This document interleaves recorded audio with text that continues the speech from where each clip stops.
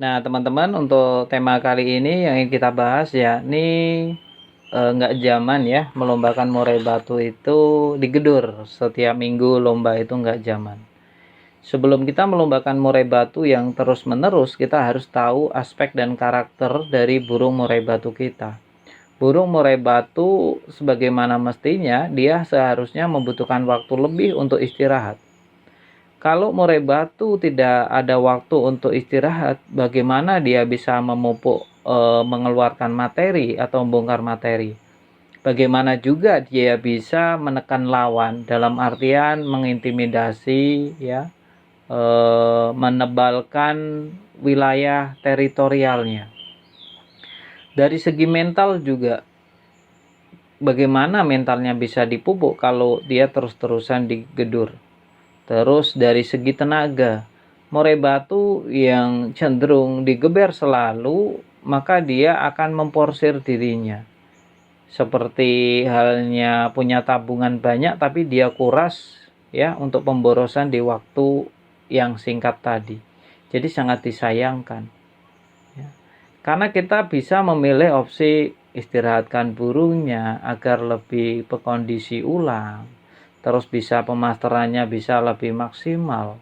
Untuk pemasteran maksimal sebaiknya dilakukan di 1 bulan penuh dengan diberikan hanya 2 masteran ya, burung kecil-kecil. Terus dari segi mental, mental itu akan terpupuk dan kuat ketika dia mendapatkan suplai tenaga yang cukup. Jadi murai batu yang mentalnya bagus pasti dia ditompang oleh tenaga yang bagus. Karena murai batu yang mentalnya bagus tidak didukung oleh tenaga yang oke, maka juga cenderung tidak akan menjadi murai yang bagus. Nah, perlu dicatat juga ya teman-teman, yang kita adu itu bukan hanya sekedar hobi ngopi, ketemu teman-teman, silaturahmi, itu tidak sekedar itu. Ada waktu yang harus kita pertaruhkan ketika kita melombakan burung murai batu yang hanya sekedar melombakan. Murai batu itu kalau kita siap, paham karakternya, maka kita tidak akan pernah melombakan murai batu yang belum siap. Apapun alasannya ya, apapun alasannya, kalau kita sudah memahami karakter dari burung murai batu kita tahu murai batunya belum kondisi, maka kita tidak akan melombakan. Karena kalau kita melombakan murai batu yang belum kondisi, itu bisa berdampak domino di kemudian hari nanti.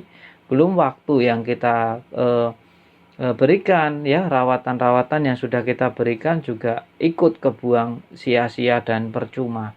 Ini belum dari segi waktu yang spesial yang harus kita korbankan, belum perawatan atau tenaga yang kita keluarkan untuk merawat burung murai batu kita, ditambah lagi mungkin dari segi finansial ya. Karena untuk merawat murai batu lomba itu jujur tidaklah mudah, tapi juga cukup menyenangkan untuk mereka yang memahami karakter murai batunya, apalagi mampu mencetak murai batu benar-benar dari nol, dari mungkin ngeloloh sendiri, dari telur, dari hasil breedingan sendiri, terus diloloh tangan. Ini akan jauh lebih memuaskan dan biasanya karakternya justru malah kepegang karena dia tahu bahwa yang membesarkan itu ya sang majikan tadi. Lain cerita ketika kita ketemunya di dia sudah moncer, maka kita juga pasti akan belajar lagi, belajar bagaimana mengenal karakter dari burung murai batu kita. Sehebat apapun suhu atau senior, ketika menemukan murai batu yang baru, tentu dia juga akan beradaptasi kembali. Entah itu mulai rawatan hariannya ya, mulai clue-clue yang mungkin diberikan oleh murai batu tadi dengan pemberian sedikit pancingan. Nah, untuk melombakan murai batu sebaiknya murai saat di rumah itu disetel kondisi paling terendahnya. Yang penting murai ini sudah terpantau gacor dan aktif berbunyi, tapi tidak bunyi terus-menerus yang nanti bisa berdampak domino juga untuk murai lapangan atau murai kontes. Murai kontes itu sebaiknya di rumah itu cukup satu rumah satu murai, itu sebaiknya. Tapi karena kadang kita kepentok dengan rumah yang tidak terlalu besar dan kita menginginkan untuk memelihara murai batu lebih dari 3, maka kita harus mensiasati banyak hal untuk memelihara murai batu satu rumah banyak burung. Salah satunya perbanyak masteran hidup. Jadi masteran yang hidup nggak serta-merta hanya hidup, tapi dia juga gacor dan hidup benar-benar aktif. Gunanya masteran-masteran ini adalah untuk memecah ya antara murai batu A ketemu murai batu B, maka di tengah harus ada masteran yang untuk mengurai dari tembakan atau suara intimidasi tadi. Karena takutnya kalau tidak ada masteran yang cukup, maka bisa berimpak buruk pada murai batu yang kalah mentalnya. Dalam artian, setiap murai batu memiliki kemampuan atau karakter mental yang berbeda-beda. Mungkin kadarnya sampai 10, yang satu cuma 8, maka yang 10 akan mengalahkan yang 8 tentunya. Kurang lebih untuk estimasinya, gambarannya seperti itu. Nah, perlu dicatat juga teman-teman, untuk melombakan burung murai batu sebaiknya sebulan sekali saja. Sering puasakan murai batu kita untuk tidak melihat, mendengar ya secara langsung burung lain, entah itu murai batu atau pemasteran-pemasteran. Nah, murai batu kenapa dia bagus saat satu rumah hanya satu burung? Karena ini murai batu ini agar saat istirahat itu tidak terganggu.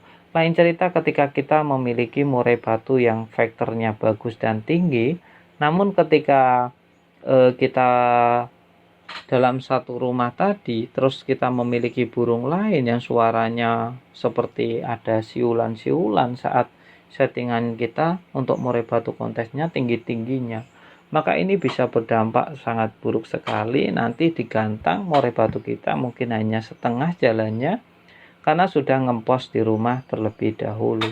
Oleh karena itu, untuk murai batu lomba itu biasanya yang jeli atau perawatnya itu bagaimana caranya untuk menahan agar murai batu kita itu tidak gacor sembarang tempat.